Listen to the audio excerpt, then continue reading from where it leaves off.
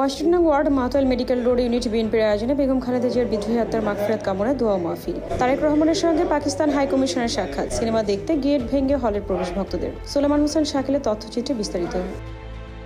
দেশের বাইরে আমার কোনো ঠিকানা নেই, এটাই হলো আমার ঠিকানা। বাংলাদেশের সাবেক 3বার প্রধানমন্ত্রী এবং অন্যতম রাজনৈতিক দল বিএনপির চেয়ারপারসন বেগম খালেদা জিয়া গত 30 ডিসেম্বর না ফেরার দেশে চলে যান। তার মৃত্যুতে 3 দিনের রাষ্ট্রীয় শোক ও 1 দিনের সাধারণ ছুটি ঘোষণা করেছে অন্তর্বর্তীকালীন সরকার।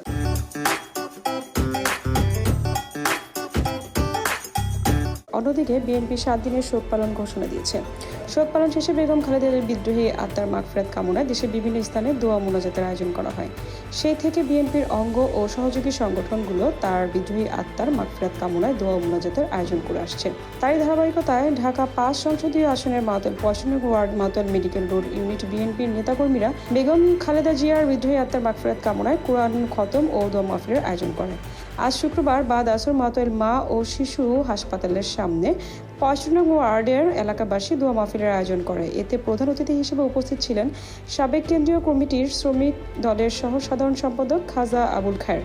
দেশনেত্রী বেগম খালেদা জিয়া যে 3বারের প্রধানমন্ত্রী, তৃতীয়বার যখন তিনি প্রধানমন্ত্রী হলেন তখন জনগণের দাবি মেনে তিনি কেয়ারটেকার সরকার পাশ করিয়ে এদেশে গণতন্ত্র পূর্ণ চালু করার জন্য সেই আইনটা পাশ করে দিয়ে উনি ক্ষমতা ছেড়ে রিজাইন দিয়ে আবার নির্বাচন করে 116 সিট পেয়ে বিরোধী দলে ছিলেন।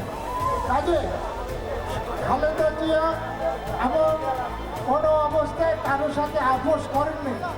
এরশাদ বিরোধী আন্দোলনে অনেক দালালি হয়েছে, কিন্তু সেখানেও খালেদা জিয়া আপোষ করেনি। সভাপতিত্ব করেন 65 নং ওয়ার্ডের বিএনপির আহ্বায়ক আশরাফুদ্দিন খান। সাবেক সফল প্রধানমন্ত্রী, যিনি আমাদের দেশনেত্রী, আপোষের নেত্রী, যিনি আন্দোলন সংগ্রাম করে বাংলাদেশের মানুষকে তিনি উচ্চ পর্যায়ে নিয়ে গিয়েছিলেন, সেই নেত্রী আজকে দোয়া মাহফিল। আমরা আজকে গভীরভাবে শোকাহত। আমাদের প্রত্যেকেই আমরা আমাদের নেত্রীর জন্য তার যে অভাব সেটা আমরা সকলেই ফিল করি। এ সময় উপস্থিত ছিলেন 65 নং ওয়ার্ডের বিএনপির নেতা শামসুদ্দিন খান শামসু, ছাত্র নেতা আমাদের ছোট ভাই রফিকুল ইসলাম রফিক উপস্থিত, এখানে আমার আরেক ছোট ভাই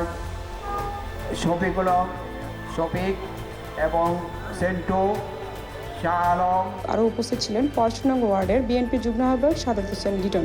জেলকে বেশি হামলা শিকার হয়েছি, তো কার জন্য রহমানের জন্য, বেগম খালেদা জিয়ার জন্য আমরা তাদের অনুসারে রাজনীতি করেছি। ওনারা দিক বিষয় দিচ্ছেন, আমরা সেইভাবে আমরা এই আন্দোলন সংগ্রামে ঝাঁপিয়ে পড়েছি। তো যাই হোক, আল্লাহর অশেষ রহমত যে আমাদেরকে আল্লাহ তাকাইছে, কিন্তু আমাদের নেত্রী উনি বাইচা থেকে দেখে যেতে পারে নাই যে সামনে ক্ষমতায় বিএনপি আসবে ইনশাল্লাহ, নির্বাচনের পরে নির্বাচন সুস্থ হইব, এই জিনিসটা উনি ওনার দেখে দিতে পারেন। তো যাই হোক, আমরা প্রত্যেকেই দোয়া করবো তার জন্য, যে যেখান থেকে হোক দোয়া করবো তার জন্য।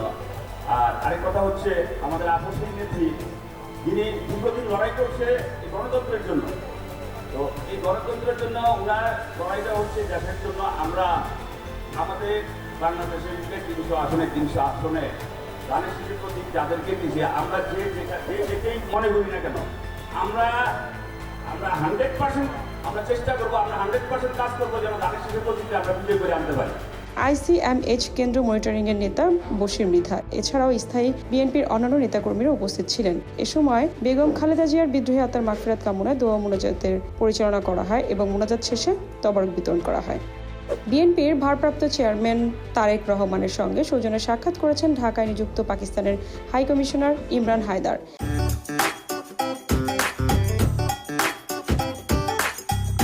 শুক্রবার বিকেলে রাজধানীর গুলশানে বিএনপির চেয়ারপারসন রাজনৈতিক কার্যালয়ে এই সাক্ষাৎ অনুষ্ঠিত হয়। পাকিস্তানের নতুন হাইকমিশনার হিসেবে গত আগস্টে ঢাকায় আসেন ইমরান হায়দার। দক্ষিণী সুপারস্টার প্রভাসের নতুন সিনেমা রাজস্থান মুক্তি নিয়ে উত্তেজনা তুঙ্গে পৌঁছেছে। শুক্রবার মুক্তির পর থেকেই ভারতের বিভিন্ন প্রেক্ষাগৃহে শুরু হয়েছে বিশাল উন্মাদনা। তবে এই উন্মাদনা কিছু জায়গায় রণক্ষেত্রে পরিণত হয়। নির্ধারিত মুক্তির আগে অন্ধ্রপ্রদেশ ও তেলেঙ্গানা রাজ্যে প্রিমিয়ার শোয়ের আয়োজন করা হয়েছিল। তবে সরকারের অনুমতিপত্র পৌঁছাতে দেরি হওয়ার কারণে শেষ মুহূর্তে এই শোগুলি বাতিল করতে বাধ্য হয় হল কর্তৃপক্ষ।